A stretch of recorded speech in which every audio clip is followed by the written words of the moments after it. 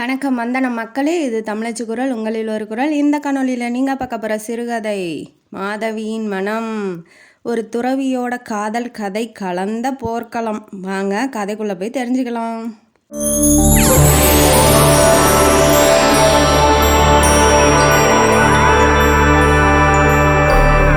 இந்த கதையோட ஆரம்பத்தில் காஞ்சிமா நகரை காமிக்கிறாங்க. அந்த நகரம் சாயங்காலம் ஆயிடுச்சு அப்படிங்கிறதுனால கதவுகள்லாம் மூடப்படுது.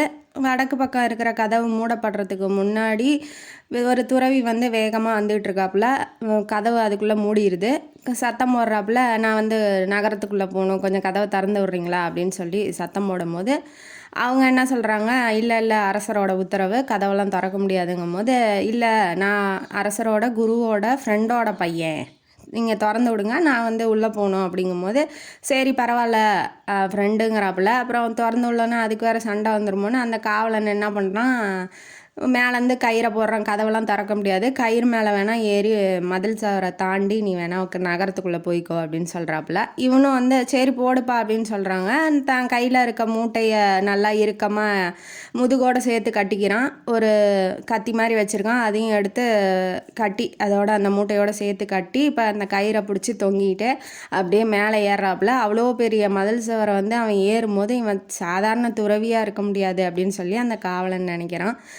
என்னப்பா நைட் ஆக போகுது, எங்கே போக போகிற இனிமேட்டு அப்படின்னு சொல்லி கேட்கும்போது, நான் வந்து மகாயானர்கிட்ட வந்து கல்வி கற்றுக்கிறதுக்காக வந்திருக்கேன், எங்கள் அப்பா அனுப்பிச்சி விட்ருக்காரு அப்படின்னு சொல்கிறான். அவன் என்ன காவலன் என்ன சொல்கிறான், அவர் இப்போல்லாம் வந்து யாருக்கும் கல்வியெல்லாம் கற்றுக் கொடுக்கறது இல்லைப்பா, நீ எப்படி இது தெரியாமல் இங்கே வந்தேன்னு தெரியலையே அப்படிங்கும்போது, இப்போ நகரத்துக்குள்ளெல்லாம் போக முடியாது, வேணால் சத்திரம் இருக்குது பக்கத்தில், ஆனைக்கட்டி சத்திரம் அதுக்கு பேர், அங்கே வேணால் போய் தங்கிட்டு நீ அதுக்கப்புறம் விடிஞ்சதுக்கப்புறம் போப்பா அப்படின்னு சொல்லி சொல்கிறாப்புல. ரொம்ப நன்றி காவலரை, நீங்கள் ரொம்ப நல்லா பேசுகிறீங்க, உங்கள் பேர் என்னன்னு தெரிஞ்சுக்கலாமான்னு கேட்கும்போது, என் பேர் முகுந்தன்பா அப்படிங்கும்போது, என் பேரும் அதே தான், ஆக்சுவலி ஹீரோவோட பேர் முகுந்த் அவர் தான் வந்து ஹீரோ ஆஃப் த ஸ்டோரி. அப்போ வந்து அவர் என்ன பண்ணுறாரு, அவர் சொன்ன மாதிரியே ஆனைக்கட்டி சத்திரத்துக்கு இப்போ போகிறாப்புல. போனதுக்கப்புறம் அங்கே வந்து துறவிங்கள்லாம் வாழ்கிற மாதிரியான இடம் அது வந்து கிடையாது. ஏன்னா வந்து மாமிசம் மது எல்லாம் நிறையா இருக்குங்கும் போது இவர் வந்து சரி இப்போ என்ன பண்ணுறது, வேறு வழியும் இல்லை, நகரத்துக்குள்ளேயும் போக முடியாதுங்கும் போது, நம்மளுக்கு வேறு பசிக்குதுங்கும் போது சத்திரத்துக்குள்ளே போய் சாப்பிட்டுட்டு படுக்கலாம் இந்த ஒரு நைட்டில் அப்படின்னு சொல்லிட்டு இவர் உள்ளே போகிறாப்புல. போனோன்னா சத்திரக்காரன் வந்து, சுவாமி நீங்கள் வந்து தங்குற இடம் இது இல்லை, நீங்கள் போய் வேறு இடத்த பார்த்துக்கோங்க அப்படிங்கும்போது, இந்நேரத்தில் நான் எங்கே போகிறது, ஒரு பாலும் பழமும் கூட நான் சாப்பிட்டு அதை அந்த உரமாக படுத்துக்கிறேங்கிறப்பல சரின்ட்டு பாலும் பழமும் கொண்டு வர சொல்கிறான். ஒரு கொஞ்ச நேரம் கழித்து ஒரு கட்டுமஸ்தான குண்டான ஆள், நல்லா போர் வீரம் மாதிரி இருக்கான், அவன் உள்ளே வரான். அவன் பேர் வீரபத்ரன். அவன் உள்ளே வந்தோடனே, என் சார்பாக எல்லாத்துக்கும் மதுவை வந்து ஸ்பான்சர் பண்ணுற, எல்லாம் சாப்பிடுங்கடா அப்படின்னு சொல்லும் போது துறவியை பார்க்குறான். பார்த்தோன்னே இவன் இங்கே என்ன பண்ணிகிட்டு இருக்கான், அவனுக்கு சேர்த்து ஊத்துறா அப்படின்னு சொல்லி வேணுன்னே வம்பளுக்கிறான். துறவி என்ன சொல்கிறாரு, நான் வந்து மதுவெல்லாம் விட்டுட்டேன், நான் விரதத்தில் இருக்கேன், மதுவெல்லாம் நான் சாப்பிட்றதில்ல அப்படின்னு சொல்லி சொல்லும் போது, நீங்கள் என்னடா சாப்பிட்றது, நான் கொடுக்க சொல்கிறேன், நீ ஊற்றி குடிடா அப்படிங்கிறான். அவன் முடியாதுங்கிறான். வலுக்கட்டாயமாக அவனை பிடிச்சி வாயை பிடிச்சி ஊற்றும் போது டென்ஷன் ஆகிட்டாப்புல நம்ம துறவி. டென்ஷன் ஆனவொன்னே மூஞ்சிலே ஒரு குத்துறாரு. அவன் கையில் அந்த கிளாஸில் அந்த மது வந்து அவன் வாய்க்குள்ளேயே உள்ளே போயிடுது. என்னடா எண்ணெயே அடிச்சிட்டியா, நான் எவ்வளோ பெரிய ஆள் தெரியுமா அந்த நாட்டில், நீ என்னடா எண்ணெய் ஏமலே கையை வச்சிட்டு இருக்கா அப்படின்னு சொல்லிட்டு இவன் திரும்ப அடிக்க போகும்போது, அவர் நல்லா போர்க்கலையெல்லாம் தெரிஞ்சிருக்க மாட்டேங்குது முகுந்தனுக்கு, ஹீரோவுக்கு. அவர் போட்டு வெளுத்து விட்டுறாரு. வாழை எடுத்துக்கிட்டு வந்து வெட்டுறதுக்கு வரும்போது அவர் திருப்பி அவன் வச்சிருந்த கத்தி இருக்கும் இல்லையா, அதை எடுத்து அவன் கையவே கிழிச்சு விட்டுறாப்புல. ரத்தம் கொட்டிகிட்டு இருக்கு. யாருடா அங்கே வாங்கடா, ரத்தம் வருது, கையில் கட்டு போடுங்கடா அப்படிங்கும்போது, நீ வந்து சண்டை போட தெரியாமல் வந்து என்கிட்ட வம்பளுக்காத, நீ ஒழுங்காக ஓடிடு, இப்படி தான் வலுக்கட்டாயம் பண்ணி அடுத்தவங்களுக்கு வந்து மதுவை ஊற்றி விடுவியா, நீ இன்னமேட்ட கண்ணில் பட்ட அவ்வளோதான் நீ அப்படிங்கும்போது, வா ராஜாட்ட போகலாம் அப்படின்னு இழுத்துக்கிட்டு அந்த வீரபத்திரனை இழுத்துக்கிட்டு போகும்போது, என்னை விட்டுரு, நான் வந்து இந்த நகரத்திலே பெரிய ஆள், என்னை கூட்டிகிட்டு போய் இப்படி தரன்னு இழுத்துட்டு போனீங்கன்னா பார்க்குற மக்கள்லாம் என்னை பற்றி என்ன நினப்பேன், அது நீ செய்யறதுக்கு முன்னாடி யோசிச்சுருக்கணும்டா, இப்போ செஞ்சதுக்கப்புறம் ஏன் யோசிச்சுக்கிற அப்படின்னு சொல்லிட்டு இப்போ வெளியில் சத்திரத்துலேருந்து அவனை இழுத்துக்கிட்டு வரும்போது மகாயானர் வந்து வந்துடுறாப்புல. வந்தோடனே அவனை விடு அப்படின்னு சொல்லி சொல்கிறாப்புல. அவனெல்லாம் விட முடியாது, ஒரு துறவியாக இருக்கிறேன், என்னையவே வந்து வலுக்கட்டாயம் பண்ணி மது ஊற்ற பார்க்குறான், அவனை எப்படி விட முடியும், இது என்ன நாடா என்னது, இந்த நகரத்துக்கு வந்து எனக்கு ரொம்ப கஷ்டமாயிடுச்சு அப்படின்னு சொல்லி முகுந்தன் வந்து கம்ப்ளைண்ட் பண்ணுறாப்புல மகாயானட்ட.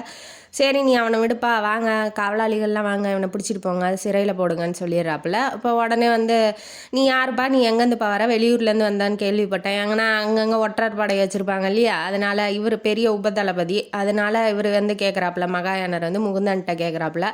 அவன் என்ன சொல்கிறான், ஆமாம் எங்கள் அப்பா அமுச்சு விட்டாரு, இப்படி மகாயானர்கிட்ட படிக்க சொல்லி அமுச்சு விட்டாரு, அதுக்குள்ளே இந்த மாதிரிலாம் நடந்துருச்சு, நான் மகாயானரை பார்க்க முடியுமா அப்படின்னு சொல்லி கேட்கும்போது, நீ அவர்கிட்ட நம்ம பேசிகிட்டு இருக்காங்கும் போது, ஓ நீங்களா அப்படின்னு சொல்லி தலை வணங்கி கும்பிட்றான். சரி எங்கள் ஓலை எங்கே, அவங்க அப்பா கொடுத்த ஓலை எங்கன்னு சொல்லி கேட்கும்போது, அவன் அந்த மூட்டையிலேருந்து பிரித்து ஓலை எடுத்து கொடுக்கும்போது, அவன் வந்து அவன் வயசுக்கு இந்த வயசுலேயே துறவி ஆகணும்னு நினைக்கிறான். கொஞ்சம் திருத்தி அவனை வந்து உங்கள் காஞ்சி நகரை பாதுகாப்பு வச்சுக்கிறதுக்கு நீங்கள் பயன்படுத்திக்கோங்க அப்படின்னு சொல்லி அவங்க அப்பா எழுதியிருக்காது. அவனுக்கு அப்போ தான் தெரியுது. சரி ஓகே, அப்பா எழுதி வச்சிட்டாரு, அப்புறம் நம்ம என்ன பண்ண முடியும், ஒன்றும் பண்ண முடியாது. அதனால் சீடனாக சேர்ந்துக்கிறான். நீ வா போகலாம், இங்கெல்லாம் இருக்காத அப்படின்னு சொல்லி கூட்டிகிட்டு போகிறாப்புல. அவங்க அப்பா பேர், அதாவது முகுந்தனோட அப்பா பேர் சென்னி. அவர் வந்து சோழ குலத்தை சேர்ந்தவர். அப்போ வந்து ஒரு வீடு மாதிரி இருக்குது. அந்த வீட்டுக்கு முன்னாடி போய் நின்றுட்டு, ஆனால் கதவு மட்டும் பெருசாக இருக்குது. அதை வந்து திறக்க சொல்கிறாரு காவலாளிகிட்ட சொல்லி. அது திறந்தோன்னே உள்ளே போனால் பளிங்கு கல்லே மண்டபம் மாதிரி இருக்குது. அது பெரிய அரண்மனை மாதிரி, பெரிய அரண்மனை, ஆனால் கதவு மட்டும் சின்னதாக போட்டு வச்சுருக்காங்க. உள்ளே போக போக அவனுக்கு பெரிய பிரமிப்பாக இருக்குது. இப்போ இவர் ஏன் இங்கே கூட்டிகிட்டு வந்திருக்காரு, இப்போ கல்வி கற்றுக்கணும் அப்படின்னா எங்கே போவாங்க, பாடசாலைக்கு போவாங்க, இல்லைன்னா விகாரம், புத்த விகாரம்லாம் கோயில் மாதிரி இருக்கும் இல்லையா, அந்த இடத்துக்கு போகலாம். இவர் எங்கே, இந்த வீட்டு எல்லாம் சிற்பக்கலை நிறைஞ்சதாக இருக்குது, நல்லா ஜாலியாக வாழ்கிற இடமா இருக்குது, அங்கே போய் நம்ம என்ன பண்ண போகிறோம், இங்கே எது கூட்டிகிட்டு வந்திருக்காரு அப்படின்னு சொல்லி அவனுக்கு டவுட் ஆகுது. ஏன் என்னாச்சு அப்படின்னு சொல்லி கேட்கும்போது, அங்கே மாதவி, ஹீரோயினி ஆஃப் த ஸ்டோரி, அவங்க வந்து நிற்கிறாங்க. மாதவியை பார்த்தோன்னா, வா மகளே, இப்படி என் ஃப்ரெண்டோட பையன் கொஞ்சம் கல்வி சொல்லிக்கூட அப்படின்னு சொல்லி, சாஸ்திர அறிவெல்லாம் இவனுக்கு சொல்லிக்கூட அப்படின்னு சொல்லி சொல்கிறாங்க. இவ தான் வந்து நாட்டிலே கொஞ்சம் சாஸ்திர அறிவில் மிகச்சிறந்தவ, அவள்கிட்டே நீ வந்து கற்றுக்கோ அப்படின்னு சொல்லி நம்ம முகுந்தன்ட்ட சொல்லும்போது, முகுந்தன் வந்து முறையாக பார்க்குறான் மாதவியும் முகுந்தனை பார்க்கும்போது 2 பேரும் ஒருத்தருக்கு ஒருத்தர் நல்லா பார்த்துக்கிறாங்க. தான் ஒரு துறவி, நம்ம வந்து துறவரம் மேற்கொண்டிருக்கோம், நம்ம சம்சார வாழ்க்கையெல்லாம் ஈடுபட மாட்டோம் அப்படின்னு சொல்லி இவன் வந்து ஒரு கட்டுப்பாடோடு இருந்தாலும், அந்த மாதவியை பார்க்கும்போது நம்ம துறவிங்கிறதே மறந்துட்டு அவ்வளோ அழகாக அவளை பார்க்குறான். அவ்வளோ அழகாக இருக்காளே, இந்த அழகெல்லாம் எங்கேருந்து வந்திருக்கோம் அப்படின்னு சொல்லி அவளை ரசிக்கிறான். அந்த ரசனையில் இவன் துறவிங்கிறதே மறந்துடுறான். அவளும் வந்து முறையாக பார்க்கும்போதே முகுந்தனை வந்து மாதவிக்கும் பிடிச்சிருக்கு. சரி வாங்க துறவியார் அப்படின்னு இவன் விட்டுட்டு போயிட்டாப்புல, மகாயானர் போயிட்டாப்புல. இப்போ இவரை கூட்டிகிட்டு போய் ஒரு ரூமில் விடணும், உபசரிப்பு பண்ணணும் இல்லையா, அதனால இவங்க கூட்டிகிட்டு போகிறாங்க. மாதவி கூட்டிகிட்டு போய் ஒரு ரூமில் விடுறாங்க.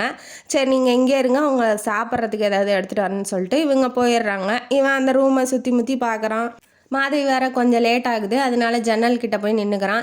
ஜன்னல்கிட்ட வந்து எட்டி பார்க்கும்போது கீழே மாதவி வந்து ஒருத்தனை கட்டி பிடிச்சி நின்றுட்டுருக்கா. இவனுக்கு தூக்கி வாரி போட்டுருது. என்னடா இப்போ தான் பார்த்தோம், லவ் பண்ணலான்னு நினச்சோம், இவ என்ன இப்படி போய் கட்டி பிடிச்சி நின்றுட்டுருக்கா, அப்போ இவ வந்து எப்பேற்பட்டவன் தெரியலையே அப்படின்னு சொல்லி அந்த சீனை பார்க்கும் போதே அவனுக்கு பிடிக்கல. இவ எப்படி போய் இன்னொருத்தனை கட்டி பிடிக்க, இன்னமும் இவன் பொண்டாட்டி மாதிரி இவன் நினச்சிக்கிறான். இவன் எப்படி போய் கட்டி பிடிக்கலாம், இதெல்லாம் தப்பாச்சு அப்படின்னு சொல்லிட்டு டக்குன்னு அந்த ஜன்னல் கதவை சாத்திட்டு நேராக திரும்பி நிற்கும் போது உடனே கதவு தட்டுற சத்தம் கேட்குது. மாதவி வந்து ஒரு பால் டம்ளரும் பழமும் எடுத்துகிட்டு வந்து கொடுக்குறான். இந்த துறவியாரே சாப்பிடுங்க அப்படின்னு சொல்லிட்டு இவனுக்கு ஒரே ஆச்சரியமாக இருக்குது. இப்போ தான் பார்த்தோம் கீழே நின்றுட்டு ஒருத்தனை கட்டி பிடிச்சிட்டு இருந்தான், அதுக்குள்ளே எப்படி மேலே வந்திருப்பா, இவன் என்ன மந்திரக்காரியா ஜாலக்காரியா அப்படின்னு சொல்லி இவன் வந்து கன்ஃபியூஸ் ஆகிறான். நீ எங்கே எப்படி வந்தீங்க அப்படின்னு சொல்லி கேட்கும்போது அவளுக்கு ஒன்றும் புரியல. என்ன கேள்வி கேட்குறீங்க, என்ன வளர்றீங்க அப்படிங்கிறா. இல்லை நீ இப்போ கீழே தானே நின்றுட்டு இருந்த, வேற ஒரு ஆளை கட்டி பிடிச்சிட்டு இருந்தேன், அந்த ஆள் யார், நீ எப்படி கட்டி பிடிக்கலாம் அப்படின்னு சொல்லி இவன் ஒய்ஃபு மாதிரியே அதிகாரத்தை எடுத்து இவன் கேட்குறான். நான் யாரை கட்டி பிடிச்சா உனக்கு என்ன துறவியாரு அப்படின்னு சொல்லி கேட்கும்போது, முதல்ல சொல்லு யாரை கட்டி பிடிச்ச அப்படின்னு சொல்லி இவன் கேட்கும்போது, நீங்கள் துறவி மாதிரி எனக்கு தெரியல, நீங்கள் துறவி தானே அப்படின்னு சொல்லி கேட்கும்போது, நான் துறவி தான், நீ யாரை கட்டி பிடிச்ச அப்படிங்கும்போது, நான் யாரை கட்டிப்பிடிச்சா உங்களுக்கு என்ன அப்படின்னு சொல்லி திரும்ப அந்த முதல்ல சொன்ன பதிலுக்கே வரும்போது அவன் வந்து டென்ஷன் ஆயிடுறான். நீ எப்படி கட்டிப்பிடிக்கலாம் இன்னொருத்தனை, அப்போ நீ வந்து என்ன நினச்சிட்டு இருக்க மனசில், நான் என் மனசில் எதையும் நினைக்கல. நீங்கள் உங்கள் மனசில் என்ன நினச்சிட்டு இருக்கீங்க? துறவியா இல்லை துறவி மாதிரி போலித்தனமாக வேஷம் போட்டுக்கிட்டு இருக்கிறீங்களா அப்படின்னு சொல்லி கேட்கும்போது அவன் அப்புறம் யோசிக்கிறான். சரி நம்ம ஏன் அவள் யாரையோ கட்டிப்பிடிச்சிட்டு போகிறா, நமக்கு ஏன் கோபம் வருது? ஏன்னா இவர் லவ் பண்ண ஆரம்பிச்சிட்டாரு மாதவியை, அதனால கோவப்படுறாப்புல.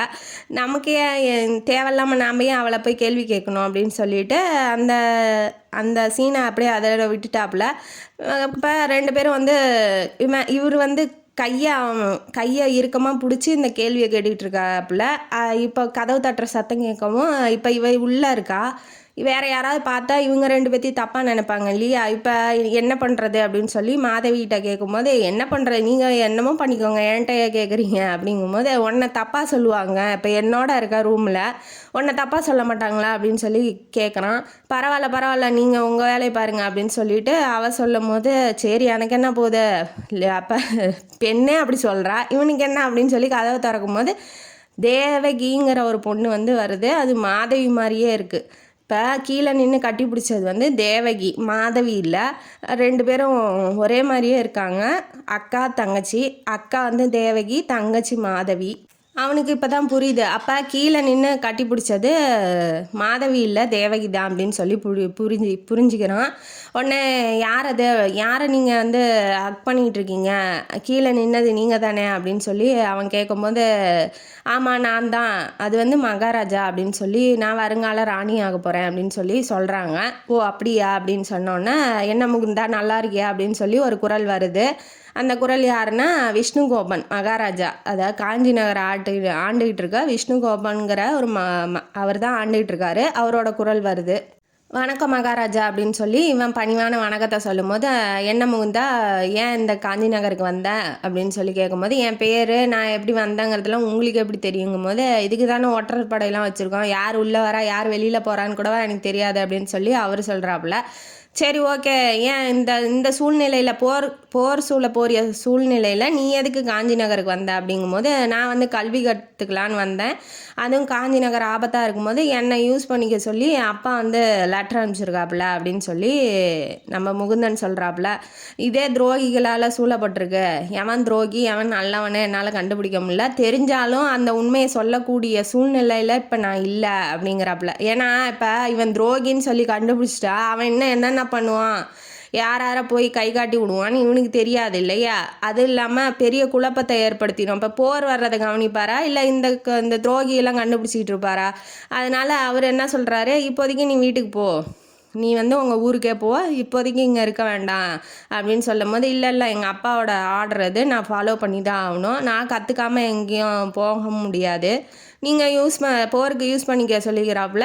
உங்களுக்கு ஏதாவது உதவி தேவைன்னா என்கிட்ட சொல்லுங்கள் அப்படின்னு சொல்லி மகாராஜாட்ட முகுந்தன் சொல்கிறாப்புல.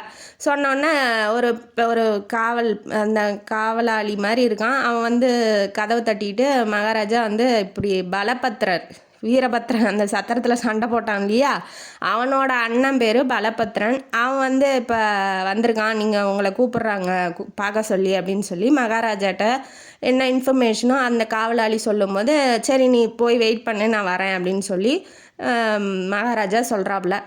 மாதவி என்ன சொல்கிறா, நீங்கள் இங்கே இருங்க மகாராஜா, நான் போய் என்னன்னு கேட்டு வரேன் அப்படின்னு சொல்லி மாதவி போகிறா. மாதவி போனோன்னா இவளும் சரி, நான் யார் நம்ம ஹீரோ முகுந்தனை என்ன பண்ணுறான், என்னையும் விடைபெறு, நானும் போகிறேன் மகாராஜா, எனக்கு இங்கே என்ன வேலை, நீங்கள் 2 பேரும் பேசிகிட்ருங்க அப்படின்னு சொல்லிட்டு நம்ம முகுந்தனும் என்ன பண்ணுறான், கிளம்பி கீழே போகிறான். இவன் போயிட்டே இருக்கும்போது இவன் வந்து புத்த விகாரத்தை தேடி போயிட்டுருக்கான். ஏன்னா இங்கெல்லாம் படிக்க முடியாது, எதுவும் செய்ய முடியாது இல்லையா?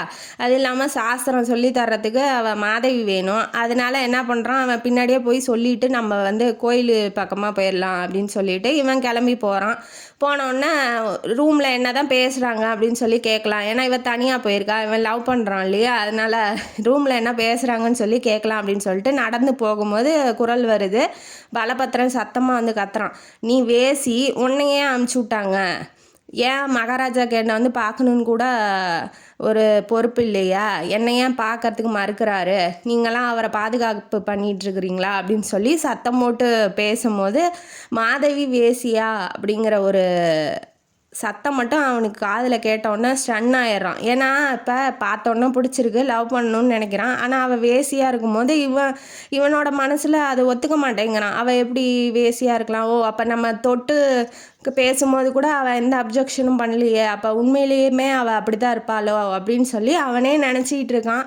மகாராஜா துரோகின்னு சொல்கிறாரு, அப்போ இவனும் துரோகியாக இருப்பானோ அப்படின்னு சொல்லி அவனுக்கு டவுட் ஆயிடுது. இவ ஏன் போய் தனியாக இவன்கிட்ட பேசிகிட்டு இருக்கான்னு சொல்லிட்டு இவனும் போய் கதவை தட்டுறான். உடனே கதவை திறந்தோடனே இவனை பார்த்தோன்னே அவன் காண்டாயிடுறான். ஏன்னா தம்பி அடிச்சிட்டான் இல்லையா, அதனால் உன்னை பார்த்தோன்னையே கொலை பண்ணணுன்னு இருந்தால் நீ தப்பிச்சு வந்துட்ட, இங்கே இருந்தால் உன்னை வந்து கொல்லாமல் விடுவேனா, நீ வெளியில் வந்தீங்கன்னா என் ஆளுங்களாம் உன்னை கொன்றுவாங்க அப்படின்னு சொல்லும் போது, ஏன் உனக்கு கை கால் இல்லையா, நீயே கொல்றா, அவன் ஆளுங்களே ஏன்டா விட்டு கொல்றான்னு சொல்லிட்டு இவன் டென்ஷன் ஆயிடுறான். ஏன்னா துரோகிங்கன்னு சொல்லியிருக்காரு மகாராஜா. அப்போ அந்த துரோகிங்கள்ட்ட இவனும் ஒருத்தனா இருப்பானோ, அதான் மகாராஜா அவாய்ட் பண்ணுறாரு பார்க்கறதுக்கு அப்படின்னு சொல்லி இவனே திங்க் பண்ணிட்டு இப்போ சண்டைக்கு போகிறான். போனோடனே என் கையில் வாள் இல்லை, வாள் இருந்தால் தான் நீ சண்டை போடுவியா, நீ ஒரு வீரம் தானே, கை இல்லை வாடா சண்டைக்குன்னு சொல்லி வம்பளுக்குறான் நம்ம ஹீரோ. வம்பளுத்தோடனே இவன் வந்து என்னால் சண்டை போட முடியாது உன் இஷ்டத்துக்குலான்னொடனே, என் இஷ்டத்துக்கு என்னடா நீ சண்டை போட்டுத்தாண்டா ஆகணும்னு சொல்லி 2 பேரும் சண்டை போட்டுக்கிறாங்க. அடிக்கிற அடி ஒன்று இடி மாதிரி உழுவுது பலபத்திரனுக்கு. முகுந்தன் செம்ம வெளுக்கிறான். அவள் மாதவி பற்றி இவன் துறவிங்கிறான், எப்படி இப்படி சண்டை போடுறான், அது இல்லாமல் அவ்வளோ பெரிய மதில் சுவர் வேற ஏறி வந்திருக்கான், இவன் எப்படி துறவியாக இருக்க முடியும் அப்படின்னு சொல்லி அவளுக்கும் டவுட் ஆகுது. ஆனவுடனே உன் வேலையெல்லாம் என்கிட்ட வச்சுக்காத, இனிமேட்டு உன் தம்பி இன்னொரு தடவை பார்த்தனா நானே கொன்றுவேன் அப்படின்னு சொல்லிட்டு மிரட்டிட்டு இவர் போயிடுறாப்புல. இவர் வந்து அந்த மாளிகையில் இருக்கவே இவருக்கு பிடிக்கல. ஏன்னா அவன் வேற வேசின்னு சொல்லிட்டான்ல மாதவியை, அதனால் அங்கே இருக்கவும் பிடிக்கல, அவள்கிட்ட பேசவும் பிடிக்கல. அவள் ஏதோ நம்மள்ட்ட விஷயத்தை கறக்கிறதுக்காக நம்மள்ட்ட அமைதியாக இருந்திருக்கலாம் அப்படிங்கிற மாதிரி இவன் நினைக்கிறான். நினச்சோடனே இவன் வெளியில் வந்துட்டு ஒரு பாறை மேலே படுத்துக்கிட்டு இருக்கான். படுத்துக்கிட்டு இருந்தோடனே மாதவி கொஞ்சம் நேரம் தூங்கிடுறான். அலுப்பில் தூங்கினோடனே மாதவி காதோரமாக வந்து என்னை வந்து ஹக் பண்ணிக்கோங்க, நான் சத்தம் போடுறேன், அதுக்கப்புறம் நீங்கள் வந்து என்னை விட்டுருங்க அப்படின்னு சொல்லி அவள் சொல்கிறா. அவள் ஏன் சொல்கிறா, எதுக்கு சொல்கிறா அப்படிங்கிறது அவனால் புரிஞ்சுக்கவே முடியல. ஹக் பண்ண சொல்கிறா, பிடிச்சவ ஹக் பண்ண சொல்கிறா, அப்போ பண்ணிட வேண்டியதான். தலைவர் எந்திரிச்சு போய் நல்லா இறுக்கமாக கட்டி பிடிச்சிக்கிறாப்புல. இவ வந்து கத்துறா, என்னை விடுங்க விடுங்கன்னு கத்தும் போது மகாயானர் வந்து வந்துடுறாப்புல. வந்தோடனே முகுந்தா என்ன அது அப்படின்னு சொல்லி கேட்கும் போது, என்ன இது ஒன்றும் இல்லையே, அவள் தான் என்னை யார் செய்ய தூண்டி விட்டாங்களோ அவளை போய் கேளுங்க, நான் எதுவுமே செய்யலை அப்படின்னு சொன்னோன்னே, மாதவி இந்த நாட்டிலேயே மிகப்பெரிய அழகி, அவளை வந்து மனசு வாங்கிட்ட வருதுன்னா நீ ரொம்ப அதிர்ஷ்டம் பண்ணாதான் அப்படின்னு சொல்லி அவன் சொல்கிறான். ஆனால் அவன் என்ன சொல்கிறான், வேசிங்கிறான். இவனுக்கு வந்து ஒன்றுமே புரியல, என்ன சொல்கிறதுன்னு ஒன்று. ஏன்னா ஊருக்கு போங்கிறாங்க, நாடு ஆபத்தில் இருக்குங்கிறாங்க, என்ன ஏதுன்னு வெளிப்படையாக என்ன பிரச்சனை அப்படிங்கிறத யாருமே சொல்ல மாட்டேங்கிறாங்கங்கும் போது இவனே கேட்குறான். மகாராஜா வந்து துரோகி இருக்காருங்கிறாங்க, நீங்கள் வந்து பாடம் வந்து மாதவிட்ட படிங்கிறீங்க, நீங்களும் என்ன ஏதுன்னு விவரம் எதுவும் சொல்ல மாட்டேங்கிறீங்க, இப்போ என்ன பிரச்சனை காஞ்சி நகரில் நிலவுதுன்னு சொல்கிறீங்களா என்ன அப்படின்னு சொல்லி கேட்கும் போது இவன் டென்ஷன் ஆயிடுறான். நீ யார் கேட்குறதுக்கு, நீ வந்தது படிக்க தானே, அந்த வேலையை மட்டும் பாரு அப்படிங்கும் போது, இல்லை உண்மை தெரியாமல் நான் எதுவுமே செய்ய மாட்டேன், படிக்கவும் போக மாட்டேன், நீங்கள் உண்மையை சொல்லி தான் ஆகணும் அப்படிங்கும் போது, உன் இஷ்டத்துக்கெலாம் நான் சொல்ல முடியாது, இப்போ நீ வெளியில் இருந்தால் உன் உயிருக்கு ஆபத்து, நீ வந்து ஒழுங்காக உன் நகரத்துக்கே போயிரு. இவனை வந்து அடித்து துரத்துறதுக்கே அலைகிறான் நம்ம மகாயானர். ஆனால் வந்து இவன் ஒத்துக்க மாட்டேங்கிறான், நான் போக முடியாது, என் இஷ்டத்தோடு தான் நான் இந்த நகரத்துக்கு வந்தேன், என் இஷ்டத்தோடு தான் நான் வெளியில் போவேன், என்னை யாரும் வெளியில் அமுச்சு விட முடியாது அப்படிங்கும் போது, உன்னை அமுச்சு விட முடியாதா, அப்போ நீ சிறைக்கு போ அப்படின்னு சொல்லிட்டு ஒரு வீரபத்திரனையும் ஒரு 4 காவலாளியும் கூப்பிட்டு இவனை கூட்டிகிட்டு போய் சிறையில் விட்றா அப்படின்னு சொன்னோன்னே சிறைக்கு போயிடுறான் நம்ம முகுந்தன். மாதவி ஏன் அப்படி சொல்லியிருப்பா அப்படின்னா, இவன் வெளியில் இருந்தால் இவனுக்கு உயிருக்கு ஆபத்து அப்படிங்கிறதுனால. ஏன்னா அந்த பலபத்திரம் வந்து எங்கேருந்து எத்தனை காவலாளியை வச்சு கொல்றதுக்கு திட்டம் போட்டிருக்கானோ தெரியல நம்ம முகுந்தனை. அதனால இவன் சிறைக்கு போயிட்டா கொஞ்சம் உயிரோடையாவது இருப்பான் இல்லையா, அதனால அப்படி சொல்லியிருப்பா. சிறைக்கு போகிற முகுந்தனுக்கு கைதிகள்லாம் அதிகமாக இல்லை, பார்த்துக்கிட்டே போகிறான். கைதிகள்லாம் ஏன் அதிகமாக இல்லைன்னு சொல்லி அவனுக்கு கேள்வி வருது, ஆனால் கேட்கல. சரி இவங்க ரூமில் முதல்ல அடைக்கிட்டோம் அப்படின்னு சொல்லிட்டு ஒரு பஞ்சனைலாம் இருக்குது, பெட்டு மாதிரி இருக்குது, அந்த ரூமில் வந்து அடைச்சி விட்டுறாங்க. இது யாரோட ஏற்பாடு அப்படின்னு சொல்லி கேட்கும்போது, மகாயானரோட சிஷ்ய பிள்ளைங்கிறதுனால உங்களுக்கு இந்த ரூம், அதாவது விஐபி ரூம் மாதிரி அடைச்சி விட்றாங்க. ஜெயிலில் விஐபிக்கெலாம் ரூம் இருக்கும் இல்லையா, அந்த மாதிரி மறுநாள் என்ன பண்ணுறான், அந்த காவலாளி வந்து வாங்க ஜெயிலை வந்து சுற்றி பார்க்கலாம் அப்படின்னு சொல்லி கூப்பிட்றான். ஜெயிலில் சுற்றி பார்க்கும்போது அந்த கேள்வியை கேட்குறாப்புல நம்ம முகுந்தன், ஏன் கைதிகள்லாம் காணோம் அப்படின்னு சொல்லி கேட்கும்போது, இல்லை இது மகாயானரோட திட்டம். இது என்ன அப்படின்னா, ஜெயிலில் வந்து திருந்தணும்னு நினைக்கிறவங்கள படையில் வந்து சேர்த்துக்கிற மாதிரி, திருட்டு பயனெல்லாம் படையில் சேர்த்துட்டு அந்த நாட்டை எதிர்த்து போராடுறதுக்கு பயிற்சி அளிக்கிற மாதிரி அவர் வந்து ஒரு திட்டம் செயல்படுத்திக்கிட்டு இருக்காரு அப்படின்னு சொல்லவும் இவன் வந்து டென்ஷன் ஆயிடுறான். ஏன்டா திருட்டு பையன்லாம் போய் படையில் போட்டால் எப்படா படை உருப்பிடும் அப்படின்னு சொல்லி இவன் மனசுக்குள்ளே நினச்சிக்கிறான். ஆனால் எதுவும் பதிலெலாம் எதுவும் சொல்லலை. சரின்ட்டு திரும்ப ரூமுக்கு போயிடுறான். மறுநாள் ஆகுது, சாப்பாடெலாம் வேலைக்கு வருது. நல்லா சாப்பிட்டுட்டு நைட் ஆகுது. ஆனோடனே கொஞ்சம் படுத்தூங்கலாம் அப்படின்னு சொல்லி நினைக்கிறான். ஆனால் தூக்கம் வரல. இவன் போய் ஒரு ஜன்னல் கிட்ட நின்று வேடிக்கை பார்த்துட்டு இருக்கும்போது, எப்படி அங்கே காதலி சும்மா இருப்பாளா, உடனே காதலன் எப்படி இருக்கான் அப்படின்னு சொல்லிட்டு மாதவி வந்து பார்க்கறதுக்காக வராங்க. அவங்க வர்ற சத்தமோ இல்லை முன்வாசல் வழியாக வந்த எந்த அறிகுறியுமே இல்லை. பின்னாடி வந்து அப்படியே ஹக் பண்ணிக்கிறா.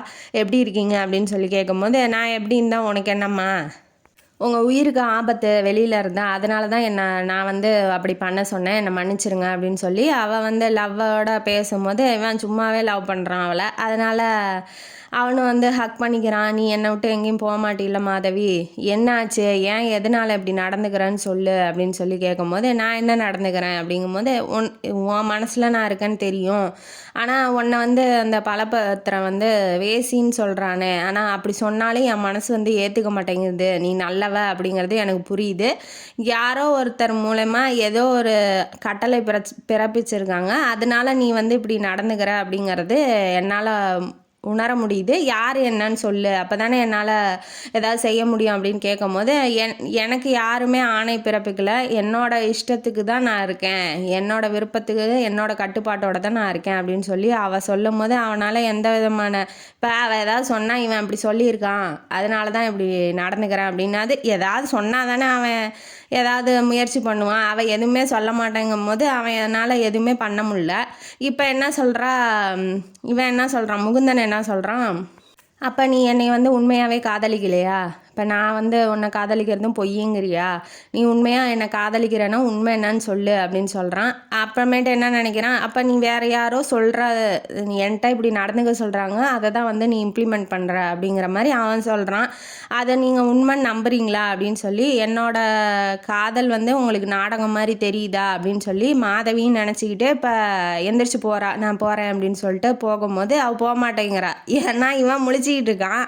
அவள் முன்வாசல் வழியாக வரல. இப்போ இவ போகிற வழி அவனுக்கு தெரிஞ்சால் அவன் எஸ்கேப் ஆயிடுவான்ல. அதனால போகிற மாதிரி போயிட்டு நின்றுக்கிட்டா. அதான் அவன் கண்டுபிடிச்சிட்டான். ஏன் மாதவி போகலையா அப்படின்னு சொல்லி கேட்கும்போது, நீங்கள் தூங்கினாதான் நான் போக முடியும் அப்படின்னு சொல்கிறா. ஓ தெரிஞ்சிருச்சு, நான் வேணா பக்கத்து ரூமு சிறைக்கு போயிடுறேன், நீ போமா அப்படின்னு சொல்லிட்டு இவன் போயிடுறான். போனோடனே இவளும் போயிடுறா. இப்போ வந்து அவன் ரூமுக்கு வந்தோடனே பூ வந்து செதறி கிடக்கு ஒரு தாவலை. அந்த பூவை வந்து ஏன் இந்த இடத்துல மட்டும் செதறி கிடக்கணும் அப்படின்னு சொல்லி இவன் ஒரு யோசனை பண்ணி கதவை அந்த தரையை தட்டும் போது அந்த செவுத்தில் வந்து திறக்குது, கல்லெல்லாம் ஓப்பன் ஆகுது. ஓப்பன் ஆனோடனே இவன் உள்ளே இறங்கி போகும்போது அது ஒரு சுரங்கப்பாதை மாதிரி போகுது. போயிட்டே இருக்கும்போது அங்கே என்ன நடக்குது அப்படின்னா, ரூம் மாதிரி இருக்குது. ரூமில் மாதவியும் மகாராஜாவும் பேசிகிட்டு இருக்காங்க. என்ன துறவியை ஒன்றால் மயக்கம் முடிஞ்சிச்சா, அவன் எதனால் இங்கே வந்தான் அப்படின்னு சொல்லி ஏதாவது தெரிஞ்சிச்சா, யார் துரோகின்னு அவன் சொன்னானா அப்படின்னு சொல்லி இவர் கேள்வி கேட்டுட்ருக்காப்புல. அவன் என்ன அவன் மாதவி என்ன சொல்கிறா, அதெல்லாம் எனக்கு தெரியல, அவரை வந்து என்னோட கட்டுப்பாட்டுக்குள்ளே என்னால் கொண்டு வர முடியல அப்படின்னு சொல்லி அவள் சொல்லிகிட்டு இருக்கா. அவன் சொன்னோன்னே இவன் உள்ளே போயிடுறான். முகுந்தன் வந்து உள்ளே போயிடுறான். என்ன மகாராஜா இங்கே என்ன பண்ணிகிட்டு இருக்கீங்க அப்படின்னு சொல்லி கேட்கும்போது, நீ என்ன இங்கே பண்ணிகிட்ருக்க அப்படின்னு சொல்லி அவர் கேட்குறாரு. துரோகி இருக்காங்கிறீங்க, துரோகியை நீங்கள் கண்டுபிடிச்சிங்களா இல்லையா அப்படின்னு சொல்லி முகுந்தன் கேட்கும்போது, எனக்கு இவன் தான் குறிப்பிட்டு சொல்ல முடியல இந்த சூழ்நிலையில் அப்படிங்கும்போது, சரி நான் பார்த்துக்கிறேன், காஞ்சி நகரை பாதுகாக்க தானே இப்போ என்னை அனுப்பிச்சி விட்ருக்காரு எங்கள் அப்பா, நான் அந்த வேலையை பார்க்குறேன், நீங்கள் என்ன பண்ணுங்கள், உபதளபதியாக நம்ம மாதவியை வந்து அப்பாயின்மெண்ட் பண்ணுங்கள் அப்படின்னு சொன்னோன்னே, பெண்ணை போய் அப்பாயின்மெண்ட் பண்ணால் என்ன நினைப்பாங்க, பெண் வலையில் சிக்கிட்டேன் அந்த மாதிரி வந்து நம் நாட்டு மக்கள் மத்தியில் என் பேர் கெட்டு போயிடாதா அப்படிங்கும்போது, ஏன் கெட்டு போகுது, இப்போ இதை விட போரே வருது, இப்போ நாட்டு மக்கள் மத்தியில் பேர் கெடுறது ரொம்ப முக்கியமாக, போரை நிறுத்துறது தான் முக்கியம், மக்களோட உயிர் தான் முக்கியம், நான் சொல்கிறத நீங்கள் செய்யுங்க மகாராஜா அப்படின்னு வாட்டி நீ சரி நீ சொல்கிற மாதிரியே நான் செய்கிறேன் அப்படிங்கும்போது மாதவி வந்து இப்போ உபதளபதியாக ஆக்கிட்டா. அவன் என்ன சொல்கிறான், இவன் ஏதாவது திட்டம் போட்டால் அதை இம்ப்ளிமெண்ட் பண்ணுறது அவனுக்கு ஈஸியாக இருக்கும். இப்போ மகாயானர்கிட்டையோ இல்லை பலபத்திரன்ட்டையோ போய் அவனால் எந்த விஷயத்தையும் எக்ஸ்பிளைன் பண்ணி அதை வந்து இம்ப்ளிமெண்ட் பண்ண வைக்க முடியாது. மாதவியாக இருந்தால் அதை ஈஸியாக வந்து செயல்படுத்த முடியும். அப்படிங்கிறதுனால மாதவியை உபதளபதியாக போடுங்க அப்படின்னு சொல்கிறது இவருக்கு புரியுது, மகாராஜாவுக்கு புரியுது. அதனால் சரி ஓகே நீ சொல்கிற மாதிரி எனக்கு தேவை என்னோட நாட்டு மக்களோட உயிர். ஏன்னா இங்கே எவனையுமே நம்ப முடியல என்னால் அப்படிங்கிற மாதிரி இவர் சொல்கிறாப்புல. சரி ஓகேன்னு இப்போ அதே மாதிரியே உபதளபதியாக ஆக்கிட்டு அவர் வந்து பாசறைக்கு போயிடுறாரு. யார், மகாராஜா. போருக்கான இந்த யுக்திகள்லாம் பண்ணுவாங்க இல்லையா, போர் வீரர்களுக்கெல்லாம் பூஸ்ட் அப் கொடுக்கறது எல்லாம் ஒன்று சேர்த்துறது அந்த மாதிரி இடம் இருக்கும் இல்லையா, அதுக்கு வந்து போயிடுறாப்புல. கருவிகள்லாம் எங்கே இருக்கும், கருவிகள்லாம் அடுக்கி வச்சுருப்பாங்க இல்லையா, போர் கருவிகள்லாம், அதெல்லாம் பார்வையிட இவர் போயிடுறாப்புல. இப்போ உபதளபதியாக இருக்க நம்ம மாதவி வந்து முன்பக்க வழியாகவே வந்துடுறாங்க ஜெயிலுக்கு. ஏன்னா இப்போ இனிமேட்டு வந்து அந்த சுரங்கப்பாதை வழியாக வரணும்னு அவசியம் இல்லை. அதனால் முன்பக்க வழியாகவே வந்து நான் வந்து முகுந்தனை பார்க்கணும் அப்படின்னு சொல்லி சொல்கிறாப்புல. இங்கே ஒரு ரொமான்டிக் சீன் நடக்குது. என்ன அப்படின்னா, முகுந்தன் வந்து மாதவியை வாங்க குருநாதரே அப்படின்னு சொல்லி, ஏன்னா பாடம் சொல்லி தரதானே சொல்லியிருக்காரு மகாயானர், அதனால் குருநாதரேன்னு கூப்பிட்றாப்புல. என்ன குருநாதருங்கிறீங்க அப்படிங்கும்போது, நீங்கள் தானே எனக்கு வந்து சாஸ்திரம் சொல்லித்தர போகிறீங்க அப்படின்னு சொல்லி அவன் சொல்லும் போது, ஓ அப்படியா, சரி வாங்க உட்காருங்க பாடத்துக்கு போகலாங்கும் போது, இவன் வந்து சிலப்பதிகாரத்தில் மாதவி கண்ணகி கோவலனை பற்றி பாடம் நடத்திக்கிட்டு இருக்கா. உடனே வந்துட்டு அவர் என்ன சொல்கிறாரு, எனக்கும் கோவலனுக்கும் ஒரே வித்தியாசம்தான். என்னன்னா நான் துறவி, அவன் துறவி இல்லை. அதுவும் இல்லாமல் நான் வந்து உன்னை கல்யாணம் பண்ணிக்கிறதுனால எனக்கு மனைவி இல்லைங்கிறதுனால அவளை கஷ்டப்படுத்த வேண்டிய அவசியம் இல்லை அப்படின்னு சொல்லி இவர் சொல்கிறாரு. கல்யாணமா, என்ன சொல்கிறீங்க அப்படிங்கும்போது, ஏன் என்னை கல்யாணம் பண்ணிக்க உனக்கு விருப்பம் இல்லையா அப்படின்னு சொல்லி கிட்ட போகிறாரு. இடுப்பில் கையை வச்சு கிட்ட பிடிச்சி இழுக்கும் போது ஹக் பண்ணுற மாதிரி வந்து நிற்கிறா. உடனே வந்து ஏன் என்ன உனக்கு பிடிக்கலையா மாதவி அப்படின்னு சொல்லி கேட்குறாப்புல. மாதவி இருந்துட்டு எதுவுமே பதில் சொல்லலை. வெக்கமாக வந்து முகம்லாம் செவந்துடுது. உடனே வந்து இவர் வந்து கிஸ் பண்ணிடுறாரு மாதவியை. அவளும் கிஸ் பண்ணுறா. எல்லாம் பரவச உலகத்தில் இருக்கும்போது கரெக்டாக நந்தி மாதிரி வந்துடுறான், நம்ம கரடி மாதிரி வந்துடுறான் நம்ம மகாயானர். வந்தோடனே என்னப்பா என்ன நடக்குது அப்படின்னு சொல்லி கேட்கும் போது, ஒன்றும் நடக்கலையே, பாடம் சொல்லி கொடுத்துட்ருக்காங்க, நீங்கள் தானே எனக்கு பாடம் சொல்லி கொடுக்க விட்டுட்டு போனீங்க அப்படிங்கும் போது, மாதவி இங்கே என்ன பண்ணுறா அப்படிங்கும்போது, மாதவி தான் உபதளபதி உங்களுக்கு தெரியாதா அப்படின்னு சொல்லி கேட்கும் போது, உபதளபதியா மகாராஜா என்கிட்ட சொல்லவே இல்லையே அப்படின்னு சொல்லி, நீ வாப்பா போகலான்னு முகுந்தனை தனியாக அந்த சீனை அதோடய முடிஞ்சு முகுந்தனை வந்து இழுத்திட்டு போயிடுறாப்புல.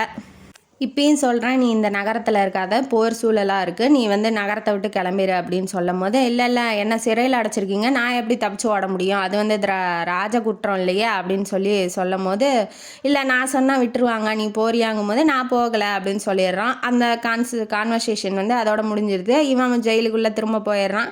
போனோடனே இவ விடுதலை பண்ணிடுறா. யார், மாதவி வந்து விடுதலை பண்ணிடுறா முகுந்தனை.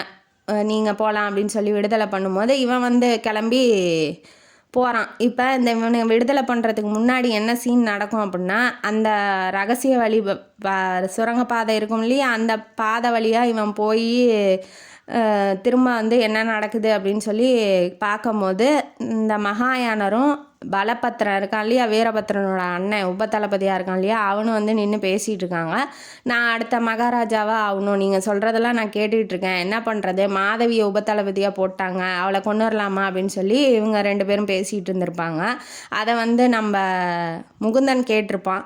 உடனே நீ கொலையெல்லாம் பண்ண வேணாம், கொலை பண்ணுற அளவுக்கு கொலை பண்ணி நீ மகாராஜாவாக ஆகணுன்னா அதெல்லாம் முடியாத காரியம், மதியால் தான் வந்து மகாராஜா ஆக முடியும், அதனால் நான் சொல்கிற மாதிரி மட்டும் நீ கேளு அப்படின்னு சொல்லி அவர் சொல்லிகிட்டு இருக்காப்புல. நீ போய் உன் வேலையை பாரு, நான் பார்த்துக்கிறேன் மாதவியை அப்படின்னு சொல்லவும், அவர் ஒரு ஓலை மாதிரி எழுதுறாரு. அந்த ஓலையை ஒரு வீரன்ட்ட கொடுத்து அனுப்பிச்சி விட்றாப்புல. அதனால தான் மாதவிட்ட என்னை விடுதலை பண்ண சொல்லு அப்படின்னு சொல்லியிருப்பார். உடனே அந்த வீரனை பிடிக்கணும் இல்லையா, ஓலையோட போயிருக்கான். அந்த வீரனை பிடிச்சா தானே என்ன எழுதி கொடுத்துருக்கான், யாருக்கு எழுதி கொடுத்துருக்கான்னு தெரியும். அதனால வந்து அந்த ஓலையை படிக்கிறதுக்கு பிடிச்சி அந்த வீரனை பிடிச்சி ஓலையை படிக்கிறதுக்காக இப்போ வேகமாக குதிரையை அரேஞ்ச் பண்ணி வச்சுருப்பா. குதிரையோடு எடுத்துக்கிட்டு இப்போ ஃபாலோ பண்ணி போகிறாப்புல. இந்த பக்கம் மகாராஜாட்ட என்ன சொல்லியிருப்பான்னா 5 நாடுகளுக்கு ஓலை அனுப்பிச்சிருக்கேன் உதவி செய்கிறதுக்கு, நீங்கள் போய் என்னன்னு பாருங்கள் அப்படின்னு சொல்லி மகாராஜாட்ட சொல்லியிருப்பான் ஓலை மூலமாக. அதை மகாராஜாட்ட ஒப்படைக்கிறதுக்காக மாதவி வந்து போய் இன்ஃபர்மேஷனை சொல்லியிருப்பா. இந்த பக்கம் அந்த வீரனை பிடிச்சி ஓலையில் என்ன எழுதியிருக்கு அப்படின்னா, அது வந்து குப்தருக்கு படையெடுத்துட்டு வரான் இல்லையா குப்தன், அவனுக்கு வந்து இன்ஃபர்மேஷன் கொடுக்குற மாதிரி எழுதியிருப்பாப்புல. எந்தெந்த இடத்துல எத்தனை பேர் இருக்காங்க, எவ்வளோ காவல் இருக்குது, அந்த மாதிரி எழுதியிருக்காப்புல. இப்போ உண்மையான துரோகி யார் அப்படின்னு சொல்லி இவன் கண்டுபிடிச்சிட்றான். யார் அப்படின்னா மகாயானர் தான் வந்து உண்மையான துரோகி. அவரால் தான் இப்போ காஞ்சி நகரே ஆபத்தில் இருக்குது அப்படின்னு சொல்லி இவன் நினைக்கிறான். நினச்சோடனே இப்போ இவனுக்கு தகுந்த மாதிரியே ஓலையெல்லாம் எழுதி வேறு ஓலையெல்லாம் எழுதி அமுச்சு விட்டுக்கிட்டுருக்கிறான். ஒரு நாள் என்ன பண்ணுறான், குப்தரையே போய் நேரில் பார்த்துட்டே பேசிடலாம் அப்படின்னு சொல்லிட்டு இவன் நம்ம முகுந்தன் வந்து போயிருக்கான். மகாராஜாவை காட்டி கொடுக்க நான் ரெடி, விஷ்ணுகோபனை காட்டி கொடுக்க நான் ரெடி. ஆனால் அந்த மாதிரி போர் புரிஞ்சு நீங்கள் ஜெயிச்சிங்கன்னா அது உண்மையான வெற்றின்னு யாராவது சொல்லுவாங்களா அப்படின்னு சொல்லி குப்த மகாராஜாட்ட போய் இவன் பேசுகிறதுக்காக போயிருக்கான். சொல்லும் போது எப்படி வெற்றி அடைஞ்சா என்ன, போர்னு வந்தால் இதெல்லாம் சகஜம் தானேங்கும் போது உங்களோட பேர் வந்து இழுக்காயிரும் இல்லையா. அப்போ அங்கேயே ஏற்கனவே துரோகம் பண்ணிட்டு நிறையா பேர் உங்களுக்கு இன்ஃபர்மேஷன் கொடுக்குறாங்க. நீங்களாக வந்து போர் புரிஞ்சு உங்கள் வீரத்தினால அது வெல்லப்பட்டுச்சு அப்படின்னு வந்து சொல்லப்படாது. அதனால் நீங்கள் ஒரு முறை யோசிங்க அப்படின்னு சொல்லி நல்லது மாதிரி எடுத்து சொல்லும் போது அவர் குப்தர் வந்து யோசிக்கிறாரு. சரி ஓகே, இவன் சொல்கிறது உண்மையாக தானே இருக்குது, அங்கேயே ஏகப்பட்ட குழப்பமாக இருக்குது, நம்ம போய் ஏன் தேவையில்லாமல் அவரை போய் கஷ்டப்படுத்தணும் அப்படிங்கிற மாதிரி அவன் யோசனைக்கு போயிட்டான். இப்போ நான் சொல்கிற மாதிரி நீங்கள் கேளுங்க மகாராஜா அப்படின்னு சொல்லி குப்தர்கிட்ட போய் இவன் வந்து டீலிங் பேசிகிட்டு இருக்கான். நீங்கள் வாங்க, வடக்கு பக்கமாக வாங்க, நாங்கள் உங்களுக்கு தகுந்த ஏற்பாடோடு நாங்கள் ரெடியாக இருப்பேன் அப்படின்னு சொல்லி அவர் சொல்கிறாரு முகுந்தன். இந்த பக்கம் மாதவி வந்து துறவி என்ன காணுமே அப்படின்னு சொல்லி காதலனை காணோன்னு ரொம்ப व्यसனத்தில் ஒரு பாறை மேலே உட்காந்து தண்ணி ஆறுகிட்ட உட்காந்துட்டு இருக்கா அவனை நினச்சிக்கிட்டே. இப்போ முகுந்தன் வந்து பின்னாடியிலேருந்து ஹக் பண்ணும்போது உடனே என்ன துறவியாரே இப்போ தான் அவன் ஞாபகம் வந்துச்சு அப்படின்னு சொல்லி கேட்கும்போது, ஏன் என்னை மறக்க முடியலையா உன்னால் அப்படின்னு சொல்லி அங்கே வந்து ஹக் பண்ணிக்கிறாப்புல. அவளுக்கு வந்து ரொம்ப சந்தோஷமாக இருக்குது. ஏன்னா இப்போ இவர் போய் ஒரு 2-3 வாரம் இருக்கும். அதனால் இவர் திரும்பி வரும்போது அவளுக்கு காதலன் திரும்ப வந்துட்டான் இல்லையா, அந்த ஃபீலிங்கோட அவளும் ஹக் பண்ணிட்டு இருக்கும்போது இந்த மாதிரி விஷயத்த சொல்கிறான். நாளைக்கு வந்து போருன்னு சொல்லி வந்தா நீ வந்து படைத்தளபதியாக பொறுப்பேற்றுக்கிட்டு போரை நடத்து அப்படின்னு சொல்லி இவன் சொல்கிறான். ஏன் சொல்கிறான் அப்படின்னா, குப்தர் வந்து பெண் போர் நடத்துறத போது அவர் தாக்குதல் எதுவும் நடத்த மாட்டார். அப்போ வந்து நம்ம பேசிக்கலாம், நம்ம மகாராஜாவை கூப்பிட்டு பேசிக்கலாம் அப்படின்னு சொல்லி இவன் ஒரு பிளான் போட்டுட்ருக்கான். சரி ஓகே அப்படின்னு சொல்லிட்டு அவளும் ஒத்துக்கிறா. வேறு வழி, காதலன்னு சொல்கிறான், அதனால் அவளும் ஒத்துக்கிறா. இப்போ மறுநாள் ஆகுது. அந்த வடக்கு வாயில் வழியாக நம்ம குப்தர் வந்து ஒரு 1000 பேர்த்தோட ஒரு சின்ன படையோட வராப்புல. வந்தோடனே மேலேருந்து மதில் மேலேருந்து, என்ன குப்தரே என்ன போருக்கு ரெடியா, நாங்களாம் ரெடியாக இருக்கோம் அப்படின்னு சொல்லி சொல்கிறா.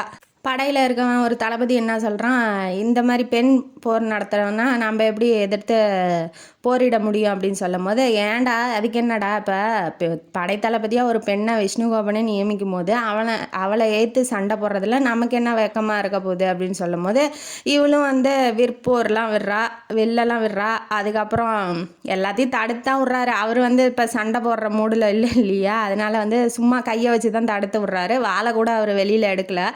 உடனே விஷ்ணுகோபர் வந்து வடக்கு வாசல் வழியாக இப்போ உள்ளே நுழையிறாப்புல. வாங்க குப்தரே, உங்களை வந்து சந்தித்ததில் எனக்கு ரொம்ப சந்தோஷம் அப்படின்னு சொல்லும் போது, இப்போ ஏன் போர் நடத்தலை அப்படின்னு சொல்லி மகாயானர் வந்து உள்ளே வந்துடுறாப்புல. துரோகி இல்லையா, நான் அவ்வளோ தூது அனுப்பியும் நீங்கள் ஏன் இவ்வளோ சின்ன படையோடு வந்திருக்கீங்க, பெரிய படையாக வந்து சண்டை போடலை ஏன் அப்படின்னு சொல்லி தன்னோட கோபத்தை வெளிப்படுத்துகிற மாதிரி உண்மையும் வெளியில் சொல்லிடுறாப்புல. சொன்னோன்னே, இந்த மாதிரி துரோகம் செஞ்சு நான் நாட்டை பிடிக்க விரும்பலை, உங்கள் நாட்டிலே எனக்கு ஏகப்பட்ட துரோகிங்க இருக்காங்க விஷ்ணுகோபுரே, நீங்கள் வந்து பார்த்து நல்லபடியாக நடத்துங்க உங்கள் காஞ்சி நகரை. ஏன்னா இவ்வளோ அழகிய காஞ்சி நகரை என்னோட போரால் சிதைக்க நான் விரும்பலை. இருந்தாலும் என்னோடய வீரர்கள் தேவையில்லாமல் சேதமடைவோ உயிரிடவோ நான் வந்து விரும்பலை. இந்த மாதிரி வந்து துரோக செயலை நான் ஒத்துக்க மாட்டேன் அப்படின்னு சொல்லி இவர் வந்து சொல்லும் போது, அப்போ இவன் ஏன் பண்ணியிருப்பான் அப்படின்னா, மகாயானர் வந்து ஏன் பண்ணியிருப்பான்னா, அவன் சமணத்துறவி. இவர் வந்து இந்த சமணத்தை வளர விடாமல், விஷ்ணுகோபுரம் வந்து சமணத்தை வளர விடாமல் பண்ணுறதுனால இவனை தூக்கிட்டு இந்த பலபத்திரனை சும்மா டம்மி பீஸ் மாதிரி மகாராஜா மாதிரி உட்கார வச்சுட்டு நம்ம வந்து சமணத்தை வளர்க்கலாம் அப்படின்னு சொல்லி தான் யார் குப்தருக்கு வந்து இவன் நியூஸ் அனுப்பிச்சுட்டு இருந்திருப்பான். இப்போ போய் இப்போ அந்த காலத்தில் ஒரு பாட்டு மூலயமாவே போரை நிறுத்தினாங்க இல்லையா புலவர்கள்லாம், அந்த மாதிரி இந்த முகுந்தன் என்ன பண்ணியிருக்கான், நீங்கள் பண்ணுறது தப்பு அப்படின்னு சொல்லி துரோகம் மூலமாக எந்த நாட்டையுமே வெல்ல முடியாது அப்படின்னு சொல்லி குப்தருக்கு எடுத்து சொல்லி இப்போ இந்த போரையே நிறுத்தியிருக்கான். குப்தரன் தன்னோட மனமும் வந்து தன்னோட தோல்வியை ஏற்றுக்கிட்டதுனால போர் தேவையில்ல நீங்கள் பார்த்துக்கோங்க அப்படின்னு சொல்லிட்டு அவர் நாட்டுக்கு போயிடுறாரு. இந்த காஞ்சி நகரை எப்போதும் போல் விஷ்ணுகோபுரை வந்து ஆட்சி செய்ய ஒத்துக்கிறாப்புல. இப்போ மாதவியை கூப்பிட்டு இந்த துறவியை போலி துறவிலேருந்து நீக்கிட்டு சம்சாரியாக வந்து மாற்று அப்படின்னு சொல்லி உத்தரவு போட்டுறாரு. உத்தரவு போட்டோன்னே மாதவி வெக்கப்பட்டுக்கிட்டு உள்ளே போயிடுறா. உடனே நம்ம முகுந்தனும் பின்னாடியே போய் என்னாச்சு, அரசரோட கட்டளையை நீ நிறைவேற்ற மாட்டியா அப்படின்னு சொல்லி கேட்கும்போது என்ன அப்படி பேசுகிறீங்க அப்படின்னு சொல்லிட்டு 2 பேரும் வெக்கத்தோட அவள் வந்து ஹக் பண்ணிக்கிறான் முகுந்தனை, இவனும் ஹக் பண்ணிக்கிறான். அவங்களோட வாழ்க்கை வந்து இனிதாக தொடங்கும் அப்படின்னு சொல்லி இந்த கதையிலேருந்து நமக்கு என்ன தெரியுது அப்படின்னா, துரோகத்தால் எதையுமே வெல்ல முடியாது, உண்மையாக போராடி வென்றால் அது வெற்றி அப்படின்னு சொல்லி முகுந்தன் சொன்னதையே நம்மளும் சொல்லிவிட்டு இந்த கதையை நம்ம முடிப்போம். இந்த கதையும் காணொலி உங்களுக்கு பிடிச்சிருந்தா லைக் பண்ணுங்கள், ஷேர் பண்ணுங்கள், சப்ஸ்கிரைப் பண்ணுங்கள், கமெண்ட் பாக்ஸில் கமெண்ட் பண்ணுங்கள். நன்றி மக்களே.